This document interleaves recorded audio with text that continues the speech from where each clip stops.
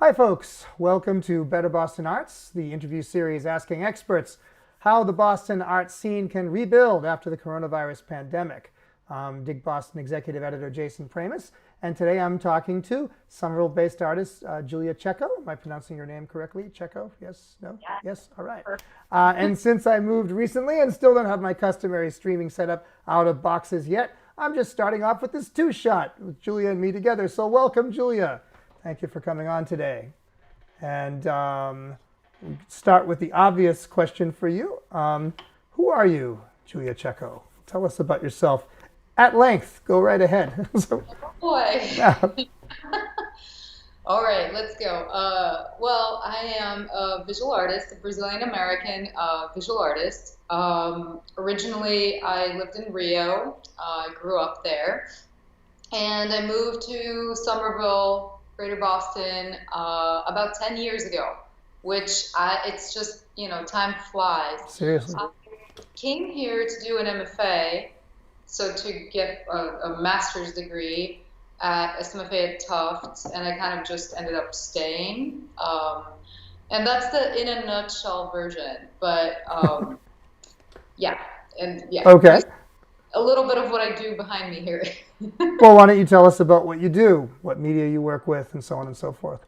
Yeah, so I am a painter, performer, and sculptor. Maybe not in that order, but I don't think it matters. I kind of like just cycle through each media, for whatever part and whatever circumstance it makes sense.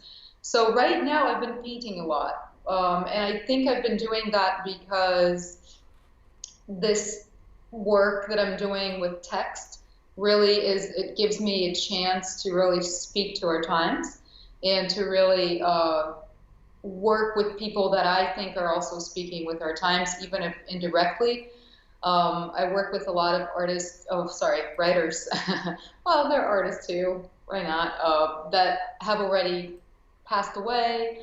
And to me, it's a way to kind of look at memory and keep their memory alive and kind of think about the things that these people were bringing and hopefully bring them back to light and in the most public form. Yeah, so they're meant to be public murals, but it can't make public murals every month, every week. Right. Every month I would like to. Every week I would not. Unless they were very, very small murals, right? Yeah, I know, right? Tiny murals. But it is meant to be really big and in a public setting to bring these ideas to light. So this is a little bit of what I do, but kind of in a general form. Do you want me to go like in a little bit more specific so people understand kind of what this is? Please, tell us what that is, like behind you Okay, right now, for fair enough. example. It's not self-explanatory. Yeah. So this is actually a in-scale version of a mural that I just made. This is the mural I created for Emerson College. Right. They commissioned this piece from me because they found some anti-Semitic and white supremacist graffiti in the campus, on the Piano Row campus. And I love that their reaction was to first speak to the students and ask the students what they wanted to, how they wanted to respond to that. And second, that the students themselves responded by saying they wanted a piece of art. They wanted to respond to it in the most positive, creative, kind of shifting the attention from something hateful to something positive. Nice. And it was such a great experience because it really gave me the opportunity to speak to the people that the mural was going to be created for. And I kind of, when you're an artist, you tend to kind of work in isolation, and I try my best to kind of work with my community and engage with community, but that's not always so easy. So this was a great piece because it generated conversation. And this conversation in particular, like who should the author be, right? Whose words should be putting literally on the wall as a response to something so gross as having like swastikas and some horrible racial slurs written on the wall. And so we talked. It was a long conversation, and it's funny because I originally wanted to work with a Jewish author and a woman author because I've been making these for 16 years, which again, Oh, wow. Time is such a weird concept to me. It's like I don't You're really. not alone. Yeah. I know, right? It's like 16 years, and I was like, wow, I've done very few to no women. And then I looked at my bookshelf, and I was absolutely shocked to learn how few women are in my bookshelf as well. In comparison, there are women there, but it's so much less. So I'm kind of hell-bent on featuring more women artists. But in this particular case, we were having this conversation. I was working with Hannah Arendt. I figured you were going to go there. Yeah, that's kind of an obvious place. The Origins of Totalitarianism. I've read it. It's good. I read this brick of a book, 500 pages. Okay, I read part of it. I know, and I try to be as thorough as possible, and I read this 500 pages, and it's a hard book. It's really a harsh. She's very historical. She has so much information, and in the end, while we were having this conversation, the students kept saying they wanted something positive and something that was kind of had a positive outlook and maybe kind of pivoting and showing alternatives. And then the day we were supposed to have we were having the meeting for deciding the author, the final decision. I said, people, I need the author. I need to have this. I'm on a deadline. We met, and Leonie Bradbury, the curator of Emerson Contemporary, wrote to me, and John Lewis his essay had just been published because he had just passed away, on 30th.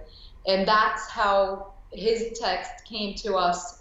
We brought it to the students. Everyone had goosebumps. Everyone was kind of like, wow, what a fantastic piece. What an incredibly encouraging message, even though he had a very difficult life and, he went through so much hurt and suffering.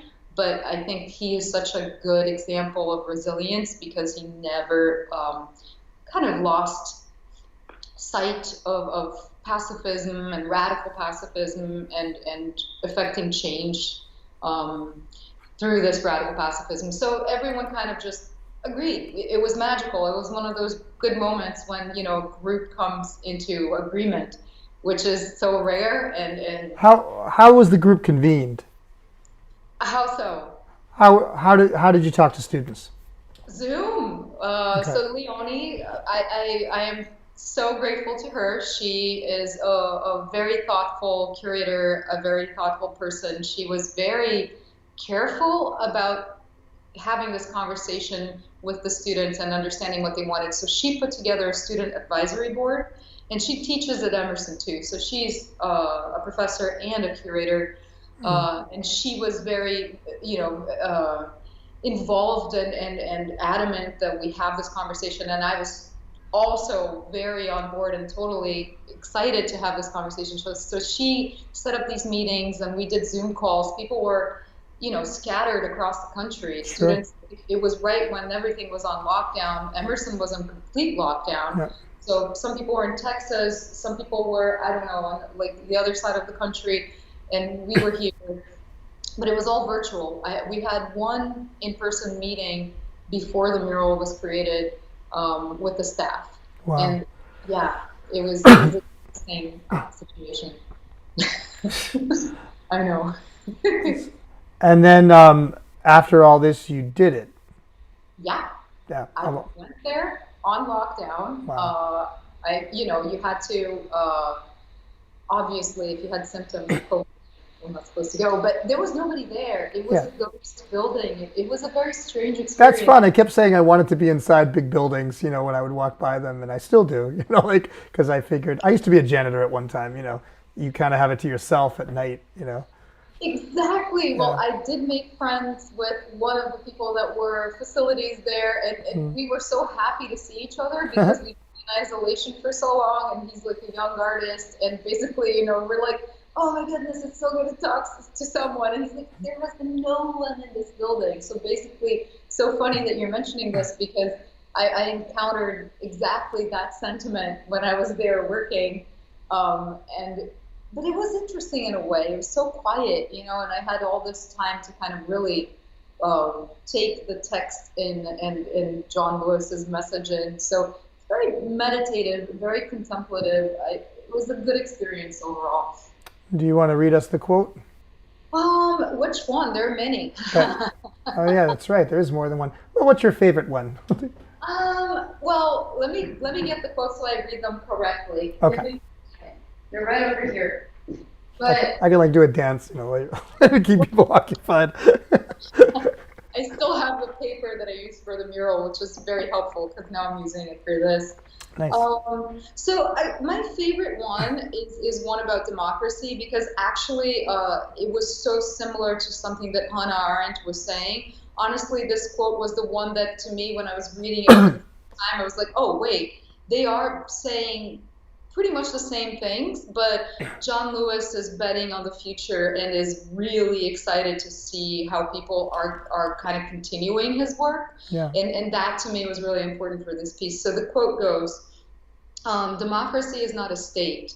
It is an act, and each generation must do its part to help build what we call the beloved community, a nation and world society at peace with itself. So just this, democracy is not a state, is an act. To me, that's kind of like where my mind is at, and it's been for a long time. Okay, fun fact, not very fun, but I am Brazilian. Brazil lived through a 30-year long military dictatorship. Yes. We have a big trauma with totalitarianism, with authoritarianism.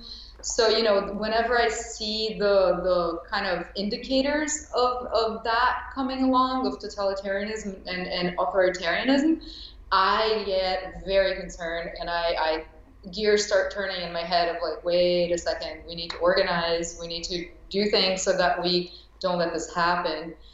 And, reading Hannah Arendt was so fascinating because basically it was a little bit scary too, because it was so current. Everything she was saying was so similar to what we're experiencing right now. In both your countries, yes. In the 50s. Well, I mean, I'm saying now for you as a Brazilian and an American, you got it on both sides. So yay. It's like this double feed of horror. It's been an interesting year. But, from the Brazilian side, I've been kind of raising red flags since 2013 and telling my North American friends, people, pay attention. This is an indicator. This is not good. Yeah. And, the Americas, they are connected. It doesn't happen in isolation. Not anymore, no. Yeah. The discourse is very similar. What is being said, the things that are being destroyed are very similar, and such as human rights, women's rights, and things like that. Environmental rights, the environment, I should say. Yeah. Yeah. So he's burning the Amazon, right, Bolsonaro, and Trump hasn't actually quite gotten that advanced yet because we don't have an Amazon, but he'd burn it if he had one. Yeah. So.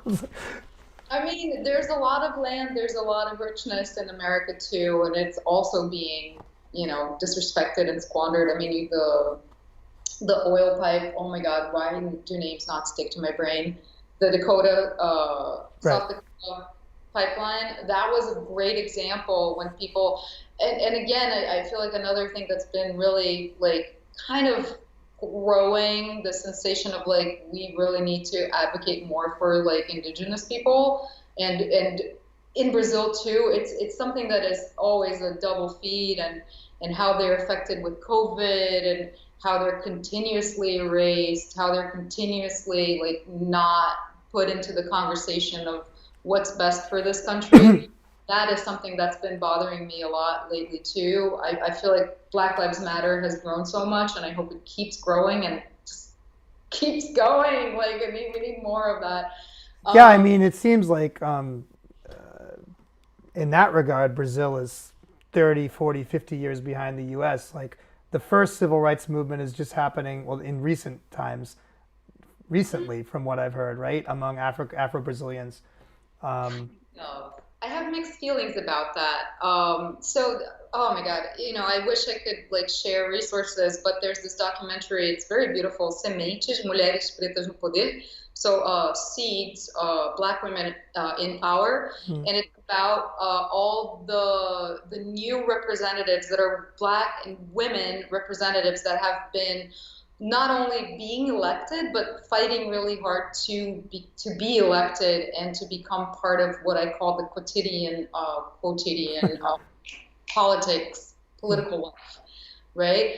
And it's interesting because the discourse is a little different. And I would like it to remain different because Brazil and America and North America are very different. And I think that these particularities kind of make us who we are. And I don't want Brazil to lose its identity in that sense. But one of the discourses that is very present in the Brazilian movement is a gregariousness and a talk about affections and doing everything through these affections and through love. So even politics, it's an act of love and affection, right? And that's a discourse that I really, really enjoy. It is a labor of love. It's so ungrateful. I mean, you rarely get, rewarded. I mean, you get slandered on Twitter, right? That's your reward for putting yourself out there. And these women, they are just so generous and so gregarious, and they kind of pull people in. They're magnetic. They want people to they want to have conversations. They want to have all the conversations, the difficult ones, the horrible ones, And then you have them being assassinated, like Marielle Franco. Yes, I saw that. Yeah. I to this day, like I want to cry every time I say her name, because to me she was the type of figure that would become like one of our next big leaderships, and obviously someone else saw that too, right? They took her out of the race. They took her out of the board of the. She was assassinated in Rio, right? Yeah, she was assassinated in Rio. And what's her name again for the audience? Marielle Franco. Okay. Yeah, she was fantastic. But she wasn't alone, and this movie actually shows the trajectory of these women after she was assassinated. Oh wow. And I it's haven't really seen this one. Yeah. Yeah, I can put it on the chat later for you. Let me check with my wife for one moment. Marisa, who was the Brazilian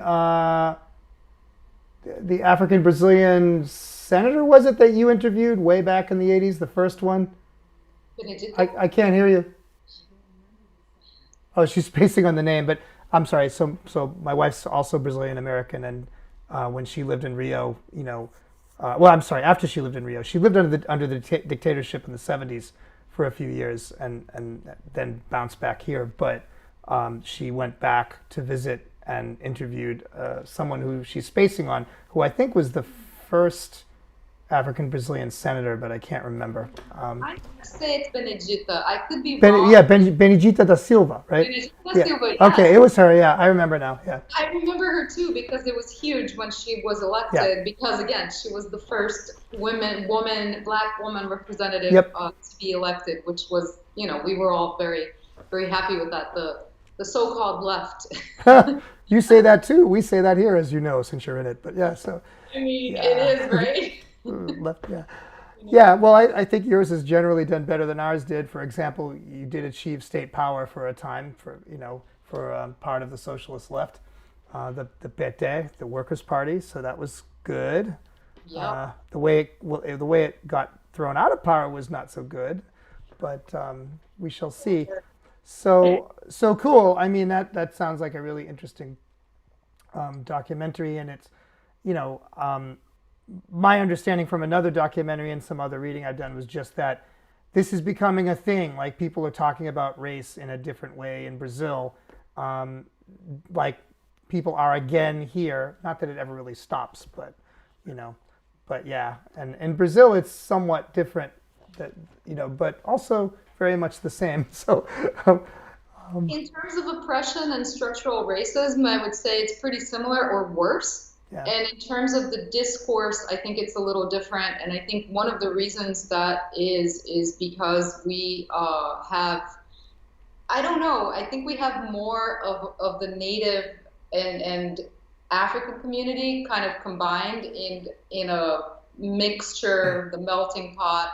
And so, sometimes I think people are cautious or not quick to identify with one or the other because they're both, or they're a lot of things. But again, I feel like this conversation is not my place of speech necessarily. I am super white. And although I care immensely and I want to see justice, and it's not something that I am prepared to go in depth and or lead, but I will support it all the way anytime it comes up, and I will collaborate in any way that I can. That's how I feel about it. I mean, a lot more people in Brazil are part African or part Indian than here, right? So that's, and traditionally the majority has been repressed. It has not been a minority, right? Yeah, I mean, it's such a, I was talking to a Brazilian friend of mine who is in New York now doing his master's, and he's a curator, and he's working with these subjects of race and identity, but not necessarily in the same way that you would expect an American to do, because again, one of the first things that when we were catching up, and we hadn't spoken in a long time, but was his shock at having to be self-defining all the time when he arrived here. Yeah. And he is, olive-skinned, dark-haired, but he could be from so many places. He could be from Spain, he could be from Middle East, he could be from Brazil, he could be from so many places, and people are always here trying to like pinpoint where you are from and your heritage and your ancestry. Like I say, I'm Greek American because I am. That's it. It just. And for me, it took me so long for me to be like, I'm Brazilian American. To me, it was always just like, oh, I'm Brazilian. I'm American too. But then within that, you've got Central European and other stuff, right? So, God! And my wife has a bunch of stuff, including African and Amazon Indian and Native American, ancestry. So yeah. All that history is lost too. So there is a lot of this kind of colonial disconnect of like my whole Hungarian part of the family. Who knows? There's these legends, like they're all massacred. Who knows? I don't know. Like, wow. I don't have any real like way of tracking my ancestry. That's like, I know that they went there before the wars, and that my grandfather was an anarchist and my grandmother was a communist. That's interesting. I didn't ask you that before, so cool. I mean, good people. One would hope, yeah. so in Brazil, people don't talk about themselves this way then? Again, as you said, I think there's a little more of, and this is what kind of bothers me, it's just translated and just used the way that it's used here. There is a little bit of the identity politics discourse, but in a way that sometimes trumps the Brazilian creation of its own discourse, which I don't like. It stumps it a little, because I would like there's so many fantastic people, anthropologists, sociologists, artists, you name it. There's so people in Brazil, like the academy, the schools, people are so rigorous and so they go deep in thought. I was participating in a forum the other day for the university, and just Which university? Okay. My sister's doing a doctorate in one of our public universities. I guess you should spell that out for people so they know. Sorry, yes. It's UERJ. Oh my God, she's gonna kill me. We could do it later. It's not There's three. There's UERJ, Unirio, and UFRJ. It's not UFRJ. That's where we both did I did my undergrad. You did your undergrad there, okay. Her MFA. And now she's doing her master's, her PhD. She already did her master's at UFRJ. So are the words Rio and university in any of these? Yes, absolutely. Okay. Universidade Federal do Rio de Janeiro e UERJ, Universidade Estadual do Rio de Janeiro. So one is state, one is federal.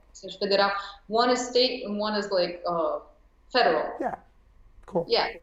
So, I mean, and then there's the other one, but the other one, don't worry. I know about other ones like USP and stuff like that in São Paulo, and there,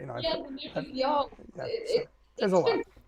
Our universities they're fantastic. They're amazing. So I'm just saying this to say that there is a discourse that's coming up that is more, I would say, original, and it's more, I think it's more, I don't know if honest is the word, but it's created by Brazilians for Brazilians, and it's not just imported. A warmed over version of whatever's going on in the US or Europe or Asia or whatever, right? So, or Africa.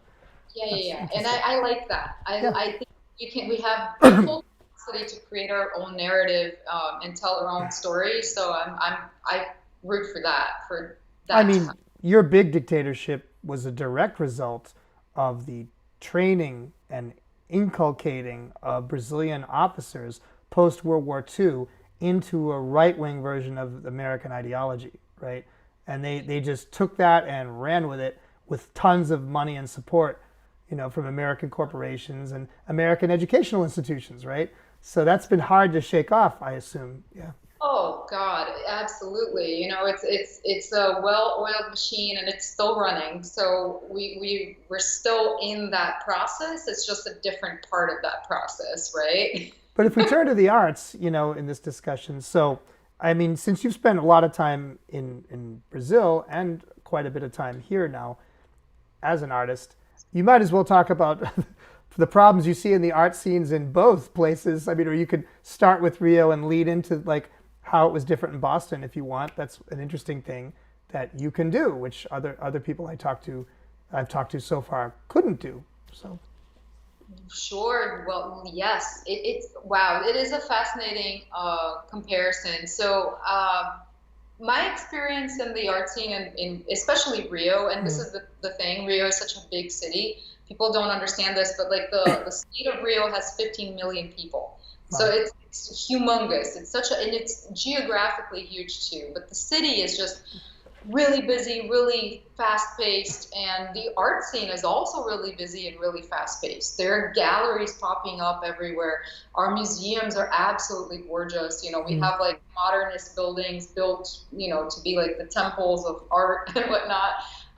Like the Museum of Modern Art in Rio that now has a beautiful administration that is like, doing perfect example. They are doing what I want to see happen here. Essentially, the high-level administration is hiring people to represent diversity, but within decision-making. Good. That is different. Well, yeah, I know. So now we have this woman, Kina Eliasson. Oh God, I'm saying her name wrong. Who is a friend of us from the university, from back in the UFRJ when my sister was doing communications, and she is now the curator together with another person, I think, that's pretty focused on this idea of bringing inclusion and diversity. But Kina is a Black woman. Finally, we have a curator in MA, the Museum of Modern Art, who is actually a Black woman. And they are, thinking of ways to democratize the access to the museum. So another museum, MAF, that is a beautiful museum, beautiful building. One of the things they do, which I think is really awesome, is whenever there's an opening, the opening is free and open to the public. So the day that most museums create all the freaking stonewalling that you can think, right? They have ticketed events, they have invitations, you can only get in if you're connected and if you know this person or that person, you have to be kind of hotshot or be in a high tax bracket so that they want you and want to cultivate a friendship with you. But this museum is saying, no, we're going to have the artist present, they're going to do a talk, and it's the opening reception. So essentially the opening reception is a huge event and the place is packed. And people get to not only experience the art, but speak to the artist, which is or see the artist speak, right, about their work, which is so cool. I saw that happening and I was like, wow, I haven't seen that happen. And is this free? In America? Yeah. See, that's often not the case in American museums, right? The museum itself is not always free. They have right. Free day or free night, but this in particular, the day of the opening, is free and open to the public. But they have the artist present doing a talk about their work, and it was just so packed, and the energy in the place was just like buzzing, and everyone, Yvonne Neuschwander is also a fantastic artist, and she was there. So these things that I kind of want to see more. And I think the conversation about diversity, I was just reading today an article posted by Coco Fusco. Do you know her? She's I've heard the name. Yeah. I don't know. Cuban American, very cool work. I love her. Very radical in a good way. I like using the word radical in a positive way. I think I'm kind of tired of the word, but I hear you. right. It's like I wanna reclaim the word radical because I think it's a cool word. Anyway, she's an awesome artist and very opinionated and whatnot. And she was just saying, I think what I wrote to you in better words, better articulated, that unless we start seeing decision makers represent diversity, Right. nothing's going to change. And one of the things she was saying also was, we don't need to see new art. We need, the art is there. We're going to keep making it. We need to see people that represent these ideas of diversity and will be able to make the decisions to have this represented in the museum. Right? They will know what needs to be in the museum because right now it's a very performative thing, right? And it's you put it, an artist there or an artist of color, and you say we're representing diversity, but the people that are making the decisions are not in any way diverse. And when I say diversity, I mean Latin American too.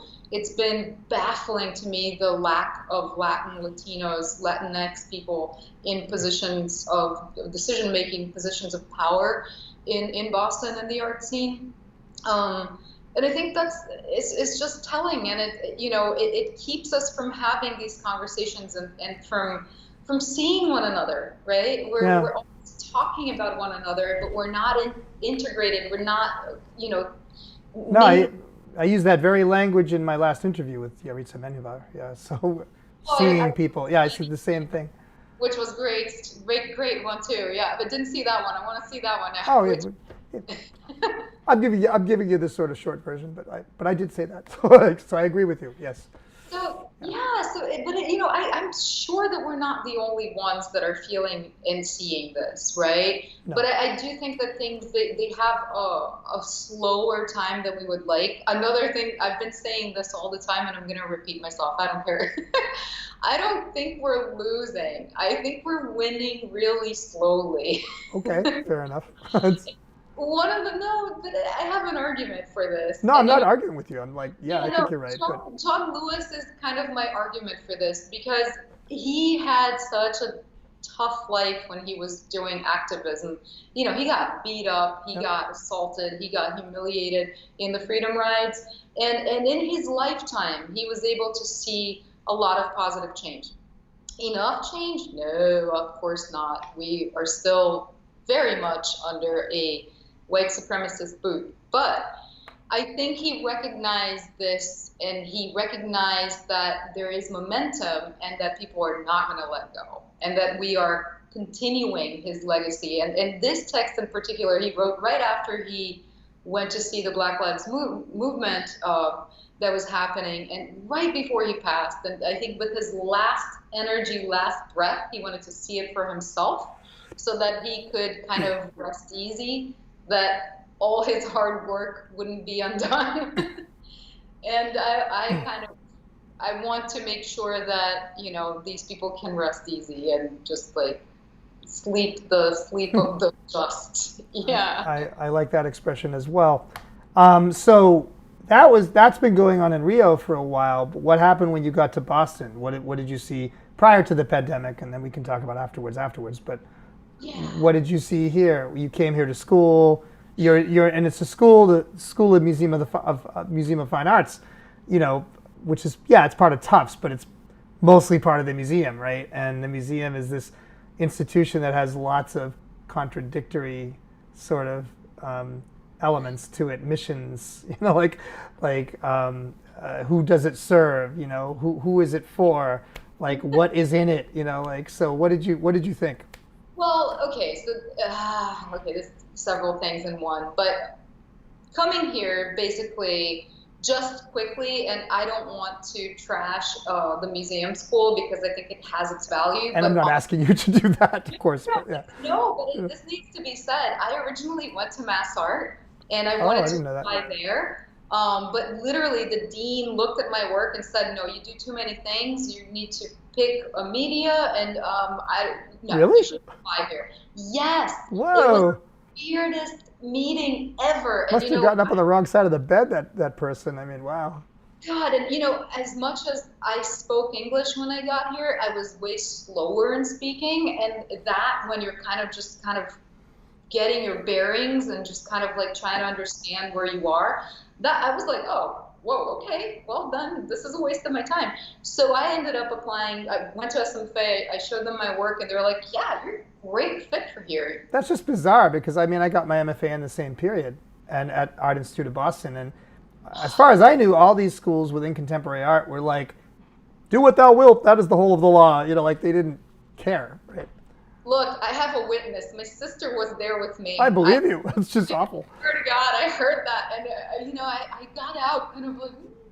Aww. But then SFA was like open arms. They were like, no, you should come here. You have, and I got a partial fellowship too, which helped because Nice.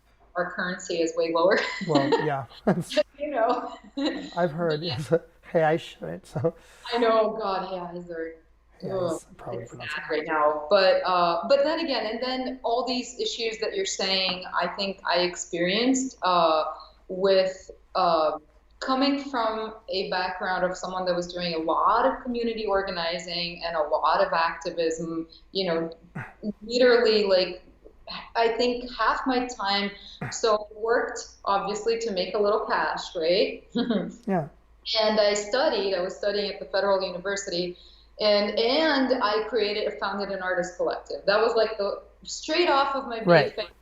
That was my strategy of like, okay, people are not going to pay attention to me screaming here by myself. So Right. why don't I organize as young artists that want to kind of be around in the scene, create our own events. And, we were very open to multi-generational kind of situation. So we would often invite people that were way more established than we were to participate, but we were really rigorous and they felt that. Good. So they would agree and they became kind of our godfathers and mentors and kind of gave momentum to us because by them being there, they gave us legitimized the effort that we were doing, also legitimized their work, and we saw their work and they saw ours. And when you're like, now I am a mid-career artist. I don't know. I started in my 40s, so I don't know what I am. See, exactly. It's I hard guess I'm ready to retire. But I graduated with my BFA in 2004, so I think I can call myself a mid-career artist. Yeah, definitely. Right. Anyway, but we were just kind of like gregarious. We wanted everyone to come together, and from these conversations, from all these articulations that we created, we started having these conversations about how could we improve the art scene in Rio, right? And there were very simple steps, such as there were several spaces that we had that were really underfunded, that were not being taken care of, that didn't have people that knew how to run them or didn't understand what artists wanted to do with these spaces. So we started articulating with the people that made decisions and policymakers and lawmakers and politicians to kind of say what we wanted to do with the city. And that involved also public monuments, which we thought were really outdated. It's kind of the conversation that's being had now. Yeah? No, I'm just doing my Greek thing, which is very similar to a Brazilian thing. Rio, for you in audience land at some point, if I'm right here, was the capital more than once of Brazil. I think there was other capitals too. And then Brasilia eventually, right, became the capital to like solve the milk and coffee problem, right, where there were different regions of the country that dominated. And so they're like, let's put the capital somewhere entirely different, out in the middle of nowhere. But before that, Rio had been the capital. Is that right? Yes. Well, oh my God, Brazilian history. Oh my God. Yeah, I only have a little slice of it. So complicated. I was just searching a little for this talk that I mediated anyway, in a nutshell. Definitivamente. Yes. Yeah, it was the capital a couple of times, and then it was moved to Brasilia. And one of the reasons it was moved to Brasilia is that Brasilia is so much easier to control, right? Because it's in the middle of the country. It doesn't have access to water, to anything. So it's basically landlocked. But Rio remains kind of like the Paris of Brazil, right? My point was just that your monuments are like old imperial monuments and old slaveholder monuments and this kind of thing, yeah? Brazil is like that. It's very colonial in that sense. That this is something that we have definitely not, this conversation we have not gotten. But here too, I feel like, come on, we're in Boston and there's like, Revere and the Yankees and the Minutemen Trail and I'm in Concord. Concord is the most like. Oh, that's right. You are in Concord. I forgot. I am in Concord. I'm at the Umbrella for the Arts, which is a beautiful center for the arts. But I'm like sitting on American history. I had another friend who did that fellowship, so that's cool. Yeah. Oh, so cool. Yeah. Anyway, but I can talk a little bit about that because people should apply if they're watching this. Yeah, when you finish up, go for it. Yeah, it's really cool. Anyway, but all that to say that, yeah, our monuments were honoring generals and people who massacred Native Brazilians and that were slave traders, were slave mongers, and oligarchs and all the wrong people, basically. And we were really tired of that because we felt like it wasn't dialoguing with the present, it wasn't dialoguing with us, it wasn't dialoguing with the city, it wasn't dialoguing with anything. It was just kind of like this stagnant kind of ode to horror. And so that was one of the conversations that we were having about, making the public art more in tune with the present and also grant money, like how were the grants funded, how much money was to be given, what these grants should fund, how it should be distributed, what type of language to use, all of this. And we created these committees to literally initiate a dialogue with the Minister of Culture. And these committees were really fascinating. For the state of Rio? In Rio, yes. Because there's a city government and a state government, is that right?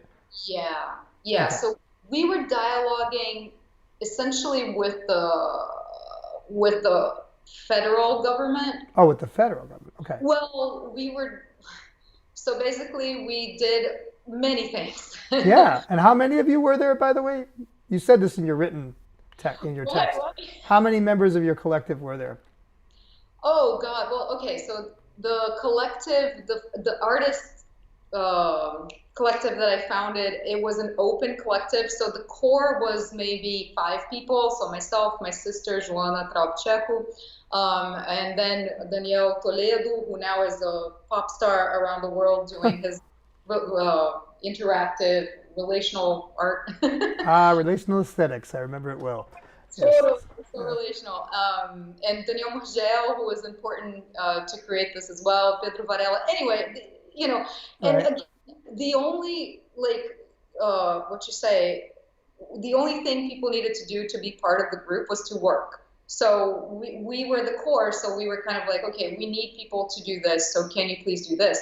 And if someone said, oh yeah, I can do that, they were part of the group. So the group grew into like 25, 30 people when we were really active, and then it shrank to the core members again. It was very circular, very horizontal. We try to keep it without hierarchy as much as we could, although sometimes you need to make decisions and kind of call the shots, but we mostly try to have it be a very open dialogue. Well, it was very impressive. For those of you who don't know anything about artists, organizing more than one artist at a time is an impressive feat. Like 3 is like an insane number of artists to try to get to do something together. 5, 30, I applaud you. We haven't seen anything like that in this country very often since the 60s and 70s in most cities in the U.S. So. It was a little bit of a magical moment. I think we were all pretty young and in a way, I'm going to quote this, innocent. So we were pretty good to each other. afterwards, of course, people fought and it was Oh, complicated, but it's not yeah, you going to have to have acrimony and retribution but naturally. we kind of switched our attention towards these committees, which I think they worked essentially because they were formed by such intergenerational groups. So, you had people that had already been working, producing, getting grants, in the system, and people that were just really young and had a lot of energy and just kind of like were coming in with a force, just like, let's get things done, and kind of the raw power and the kind of more kind of toned down sage kind of so it was a good combination. And one thing we did, we blocked the construction of a Guggenheim, and there's a Wow. good reason for that. They wanted to do it with our taxpayer money, and Yep. it would cost like $60 million just annually, just to keep the franchise name on there. And they wanted to build it underwater, half of it under the Bahia de Guanabara, which is like trash. It's sewer. Who That would sounds build enticing. I was like, half under sewer? I know It's some artists that, in fairness, would want that for a variety of reasons, but I can see why you wouldn't in a beautiful city like Rio. But like, is this what happened in Bilbao also when they built the other Guggenheim? Because I don't remember if they charged a bunch of money to the municipality, and the federal government like they were trying to you all. it's a franchise, so potentially I don't know the story over there. I did not like we I don't were either. I don't. I just thought you might remember because I probably don't too remember. busy like trying to keep Yeah. things from falling apart in Rio. But either way, we blocked it. We got the municipal government to collaborate with us, and we got people that understood laws, and we talked about budgets, and we talked about the spaces that were all there kind of falling apart and just could not function because they didn't have funding, and all of these things just became it just they really didn't have a leg to stand on, and so it was like, you know what, okay, screw it, we won't build this. Well, And that's okay, huge, though. I mean, it is. that doesn't happen here with Well, any regularity. I mean, like not certainly not in Boston. I mean, we stopped people stopped an Olympics from happening, which is a bit of a different thing, but not a museum. Like not. I mean, and public money is shoveled at private things all the time here. And I that suppose, Oh, you just, okay. Now you hit the nail on the head. I think that's like just summarizing this whole problem that we had with this, but also corruption, because we knew these people. Honestly, it would probably have never been built. It would just have just like yeah, lined and then people's pockets in construction and real the estate and this kind of steal thing. the money, leave, whatever. Anyway, but that's one of the things we did, and we did other things. We had other victories, but I don't want to bore you with the No, no, details. no. I mean, it's fine. But obviously we're getting to Boston. Like Yes. you come from this very vibrant. I mean, the governments you were dealing with were broadly left wing, I think, right? Which is Yes. very different than here. Although everyone thinks this is commie land in Boston and Massachusetts, which is complete nonsense. Just so you know. But so you get here, and well, first of all, you're a student. You're yourself. You're not bringing your crew with you, really.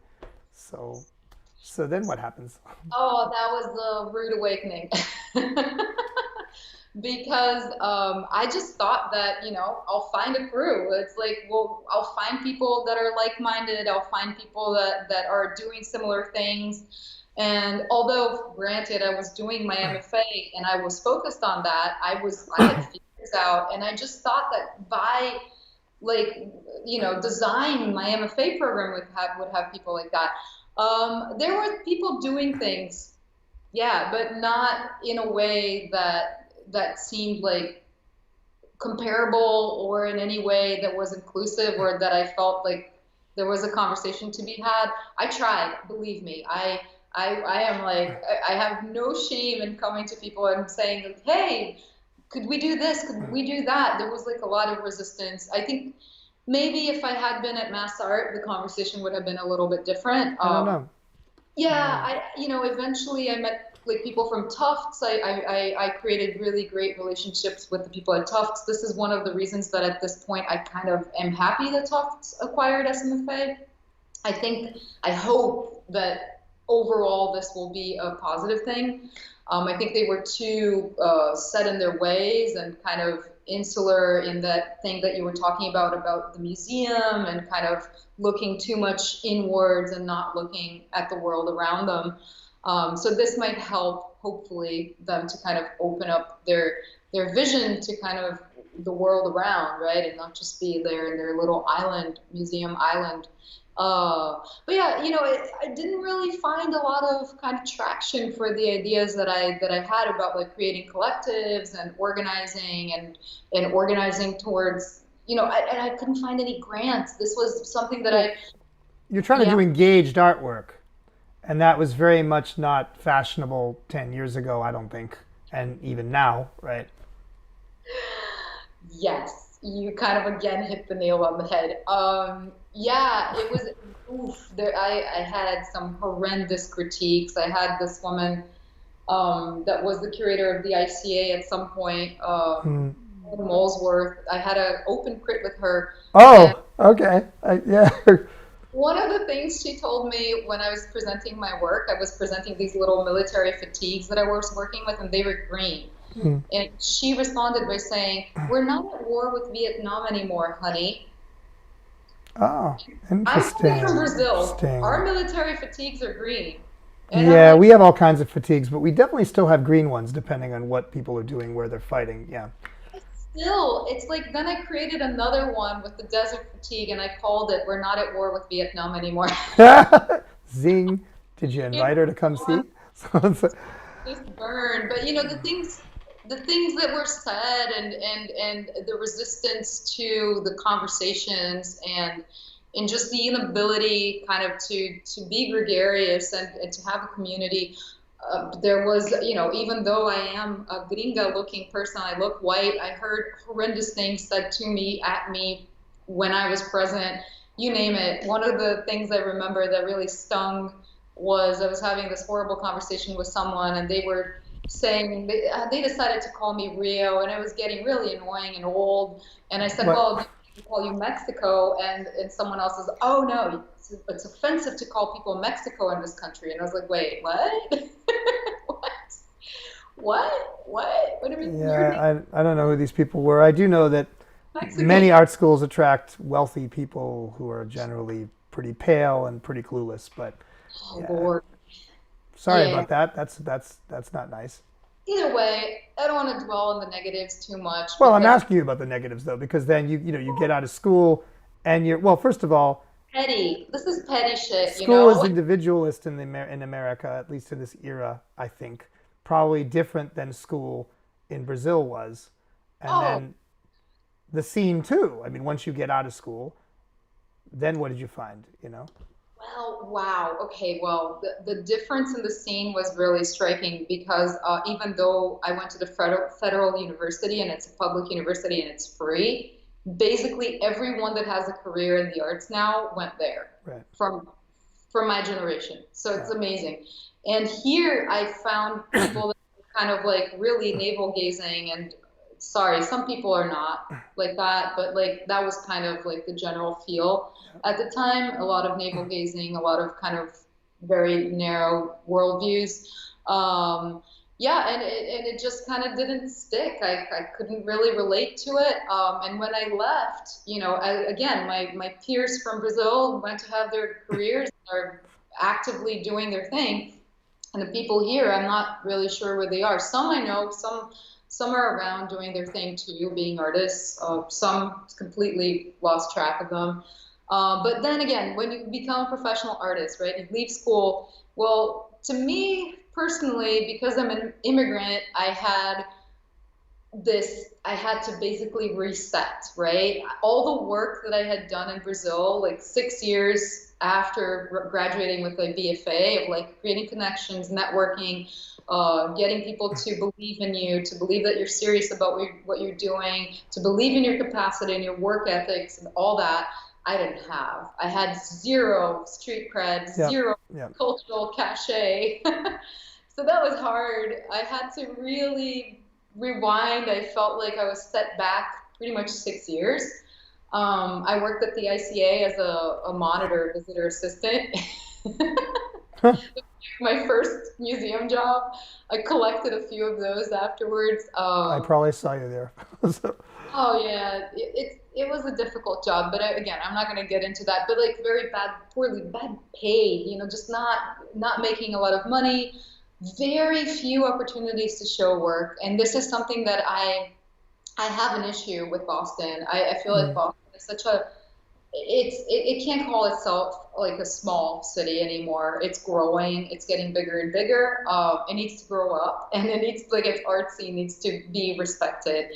We have talent. We have artists. We have production. We just don't have comparable spaces to show the art, no, right? we've lost a lot of spaces in recent years.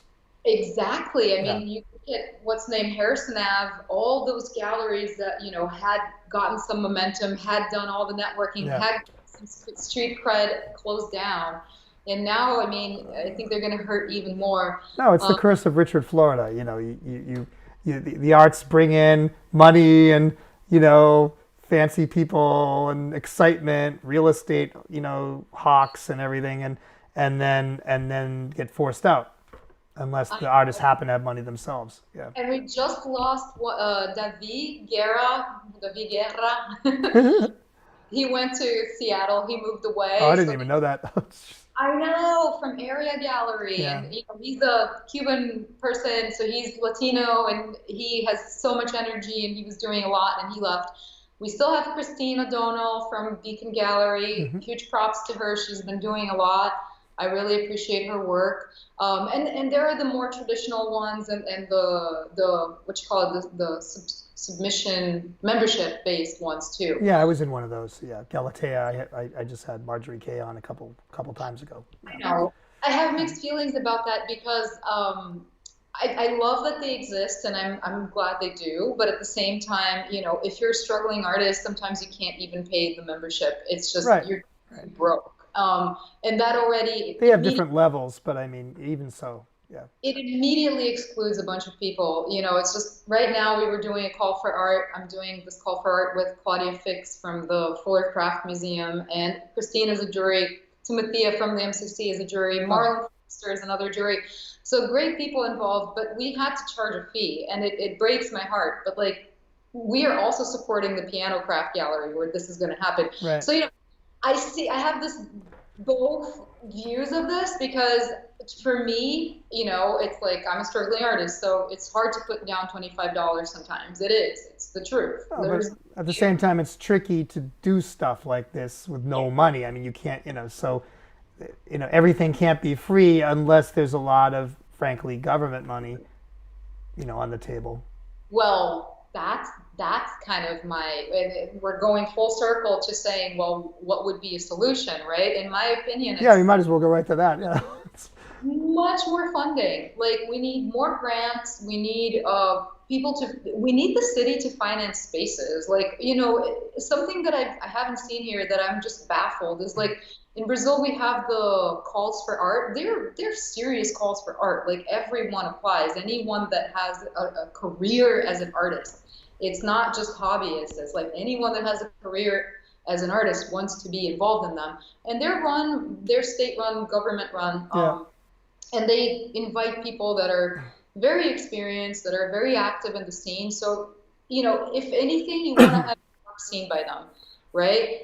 And this is one of the attractions of getting into these things. You want to put your work in front of people that you want to see your work. So I've never seen this happen here. It's much more limited here. I mean, and sometimes it's not like it's not like, hi, we're the state of Massachusetts or the city of Boston, and here's our galleries around the city, or our art spaces. It's more like, yeah, we got space in City Hall, and yeah, we have calls sometimes to work in this horrible brutalist structure where most people don't want their work to appear anyway.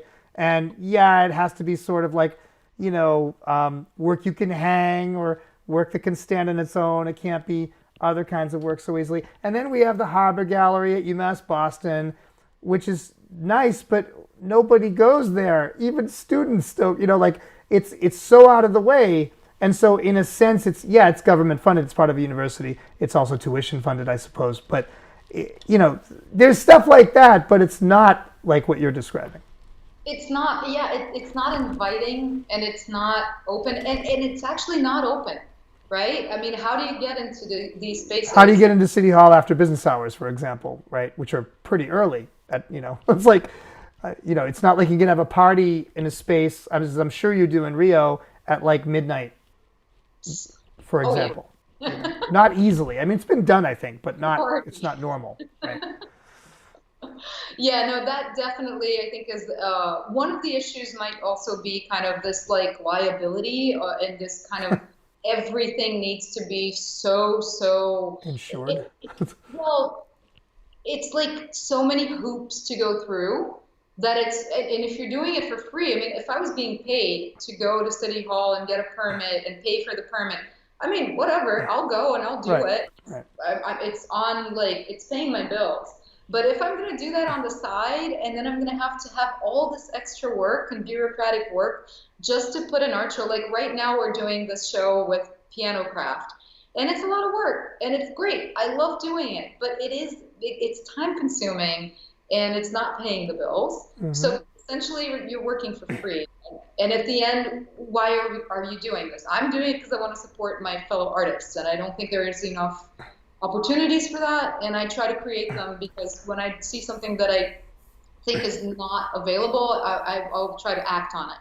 And that has been my whole premise with being an independent curator, which is I want to create opportunities that I don't see that are there for me. So it's like And I don't how do you do that? How are you doing that? someone else. Well, in this case, you just find people that are like Claudia. Claudia is actually Brazilian too. Maybe that says something. I mean, is this part of the solution that we're talking about after the pandemic and all? Like, we've sort of mapped out Boston as kind of an alienating, individualistic, underfunded, underspaced scene, not diverse enough scene, although it's got elements of it. They just don't work together very well yet. So like, how is being doing independent curation helping?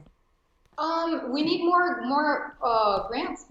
We need grants that fund this. I actually just saw that the Somerville Museum has a $2,500 grant for exhibitions for like community curators. That's cool. We need to see like tons of those, and it's a well-kept secret. Like I did not really know this was a thing until recently, and I'm just like, wow, why don't we have a billion of those? And the space is beautiful, but people don't go there. It doesn't have a lot of like I go. Yeah, I know. It's true.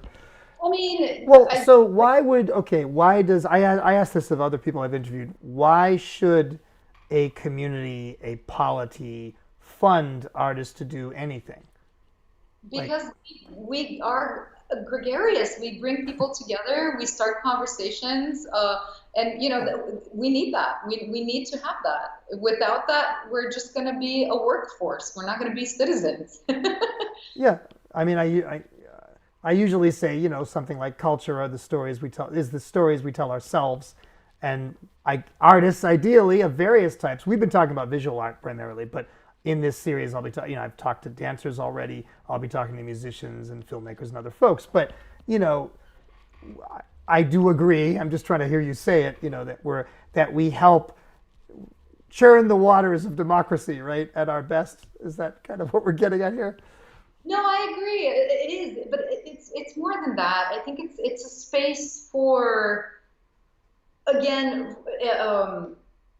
It's an equalizing space, right? And this is what actually maybe this is what really bothers me in Boston is that in Rio, as much as it's unequal and it's a mess and whatnot, there are spaces like the beach that can be great equalizers, right? Yeah. Everyone's going to show up there, and I like it too. Maybe less so in some proportion, but like Betty Funk is a big party in the slums where there's music and Oh, drug trafficking and it's crazy, but like the people that are from like wealthy people go there too as kind of like adventure anyway.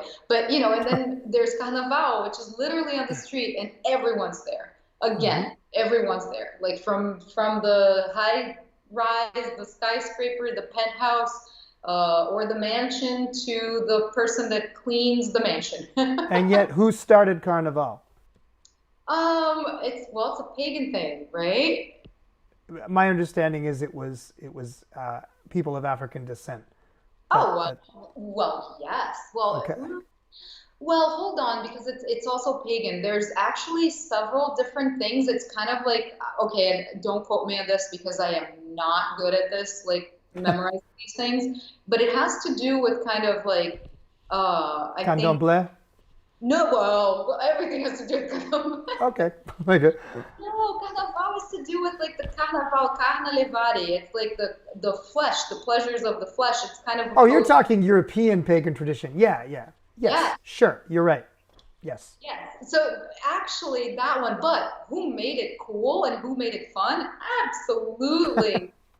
African Brazilians, native Brazilians, and the whole Well, who spectrum. brought the democratic spirit, I guess is the question, right? So it's, you know, Well, the people from the slums because they provide the music. Samba. Without samba, there's no carnaval. Oh, absolutely. There's no carnaval without the music. It's, don't even think about it. It becomes ridiculous and pointless, right? So, yes, but it is a place for everyone to kind of just come together and forget momentarily. Not that forgetting is a good thing, but at least you're there together and you're experiencing each other together. And I feel like we don't have these spaces so much here, but I feel like art spaces are spaces like that. But then again, if they had in this era, right? But I mean, they used to be like very formal, like white box galleries. I mean, they still are, but like, like with a certain kind of, well-educated, well-off person, bringing in artists of various types from various backgrounds and being their patrons and buying stuff and then showing it off to other rich people to increase their cultural capital, right? So, you know, Well, I'm talking about this other school of thought, which right. in my case, it's like the Brazilian more like communist side, like with even Portinari. I don't know if you know Portinari, but I was No. actually talking to his son. He was a communist. He made the War and Peace panels for the UN building. Oh, okay. I've seen those. And yeah, and they were like not allowed to be installed for a while, and he Mm-hmm. wasn't allowed to come in because he was a communist and all these things. But the vision of these people that I'm talking about, that are kind of the people that we kind of grew up with their legacy in Brazil, their idea is a very kind of democratic and open idea, right? So even the Museum of Modern Art, I remember the openings there. You obviously have the collectors, but like everyone is there. The collectors are there, the artists are there, young artists are there, old artists are there, people that like art, people that don't really know what they're doing, but they want like some stuff to drink and eat that's free. And it's, it's like seeing the art too. And to me, that's missing here because all the openings are completely removed. You have to be on a certain tax bracket, right, to make it to these very exclusive VIP events. So you never see the collectors, you never see the curators. They're all stonewall in their own organizations and institutions. Yeah. They don't really want to have a dialogue because they have their own thing and their own agenda going. So that bothers me. I think that it's very hard to establish an informal dialogue in Boston. It's either you go through the complete proper channels and or you open your checkbook and you say, I'm giving you money, I'm a donor, so now you love me. Or you're kind of talking to yourself. Well, then how do we do that? How do we establish this informal? We might as well wrap up with this. How do you establish a more informal and more democratic art scene in the Boston area? Well, just start by like making opening nights free, stop this kind of exclusive kind of, behind closed doors kind of stuff, put more diversity into decision-making roles in the arts and culture, such as Latinos, people of color in general, Black people. In the various institutions around the arts, right? In the various institutions, be them private, be public, but I think we also need more public spaces. This is the thing. This is not a thing in America. Just public, like not a janky brick wall gallery that's a hallway, but like a real gallery dedicated to artists and performers and artists in general, like cultural people, right? For all the cultural areas that can perform and use these spaces. funded with funding, that we're not just going in and having to pay for the toilet paper. Well, I've been told by other Brazilians that we do have one institution, more of them than Brazil does, which is libraries, public libraries.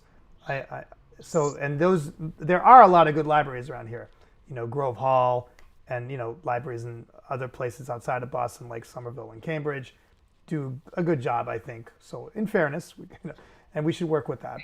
But I love that you're saying this, because it is very good to see how many beautiful libraries you have here, as opposed to in Brazil, that it's like they are a dying breed. I was amazed to hear this. I was like, really? Like, it's, and my friends are like, yeah, Yeah, it is. You said something very, very, very true right there. And yes, so thank you to the libraries. Thank you for existing. Thank you, libraries. Now we need art spaces, way more of them. Yeah. Okay, that's cool. I think we can basically finish up with that, and certainly other people would agree. I mean, everybody in the art scenes and music scene and other scenes are like, we need space, we need space, we need space.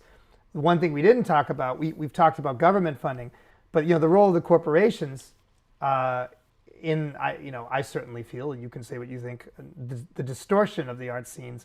Again, you have a big private money, much of that money coming from looting the public till in one way or another, being distributed wherever those companies want it to go for their own purposes. Sometimes it's open and okay. A lot of times it isn't. And it's like, here's the Museum of Fine Arts brought to you by Bank of America, like, what's up with that, right? So I'll let you go. I'm sorry, I'm going. No. That's another, I was actually also reading another great article the other day about philanthropy and the arts, and how it really shapes the landscape of the art scene. And that's totally true. I mean, even the way that artists behave will be impacted by that. Because, when you were saying like City Hall, there's this, when you're exhibiting there, you probably need to exhibit a certain type of art. And that's right. I think, anyway. It needs to be palatable. You can't really talk anything, right? So basically, with the corporate money and with private funding, you have the same problem. And this is a huge problem in the big museums, which basically the donors, they are the ones essentially making the decisions, because the curators need to curate to their taste and their collections and their vanity, and whatever the hell they're thinking. And how do you do challenging work, even in the government space or in the corporate space? It's hard. I think the government space should be the space that is the open space. I agree. Yeah. And the private space, I mean, it would be great if that could be achieved, but I think it would be harder to regulate that. But then again, regulate is a word that has kind of lost its meaning in America and is also vilified, right? Well, and when you were talking about the panels at the UN, Diego Rivera had the same problem when he was invited to do work, by I think Rockefeller, right, at Rockefeller Center, and then he had Lenin in one of his, murals, or were they mosaics? I think maybe, I forget, or were they bas relief? I can't remember, but whatever it was ripped apart and the public never saw it. Like Rockefeller's like, I own this, I'm destroying it. I'm not having this in my building. I'm not having the American public exposed to these ideas. Yeah, I mean, this is one of the problems, destroying it. And that, in itself is kind of like, if it's how do you say this? Like if it belongs to humanity, right? Art comes to a sphere where it's no longer anyone's, right? It should belong to everyone. And that decision should not be able to be made by one person that has a tiff with, the worldview of the artist. I don't know. I think that it's complicated, admittedly, but yeah, It is very complicated. But either way, I do believe that if we had stronger spaces that were funded by the government, which means funded by us, right? Yeah. Because this is really funny when we say funded by the government. It's actually funded by we, the people. Well put, yes. And I mean, most taxes are paid, proportionally by people with less money, right? So it's... Exactly. So it is we, the people. So, actually they're our spaces. So why the hell don't we have our spaces with the money that we're giving the government? Perhaps we could have a large collective in Boston, or collectives that made that one of their projects. I mean, some of this momentum is coming out of Black Lives Matter, which is good, but I think we need broader movements to democratize cultural spaces and increase their numbers, right? This seems like a good place to leave off. Julia Csekö, thank you so much for coming on today to Better Boston Arts. Namaste. And why don't you tell us about the Umbrella Fellowship you're doing? I mean, or whatever else you want to tell people to check out. Two things that I do actually want to ask people to check out. So one of them is this. It's the Umbrella Center for the Arts in Concord. They have a residency program called the Art Cubator, which is fantastic. I have this beautiful studio that I'm going to briefly show you. It's a mess because it has beautiful natural light. Yay. My painting is here because I work sitting on the floor. You're going to see the cable there. That's okay. Computer connected. And I'm working, that painting is actually Diane de Prima, the poet that just passed away, unfortunately. Yeah. And the second thing I want to mention is the Speak Up show that submissions are closed, but it's opening on November 6th, which is the first Friday. People are invited to come in person, but it's a timed and 15 person per hour limit. So please write to us if you want to go so that we know and we can kind of understand how many people we're going to have at each time slot. Just look for us. We'll be organizing that soon. But essentially, it's a call for art, and it's inspired by this kind of 2020, excuse my French, shit show that we're seeing. It's okay. You can swear on this show. I've made this clear before. So yeah. Oh, yeah. Swear more. Swear in different languages. Anyway, we'd love to see you there. There will be stuff online as well. We'll have a virtual tour and whatnot. So follow Piano Craft Gallery. They're awesome. They're one of these spaces that should be funded so that, it takes the responsibility out of the artists, because right now we are paying them for the space, but it's a beautiful space. No regrets of paying them. They should be supported and long live and prosper.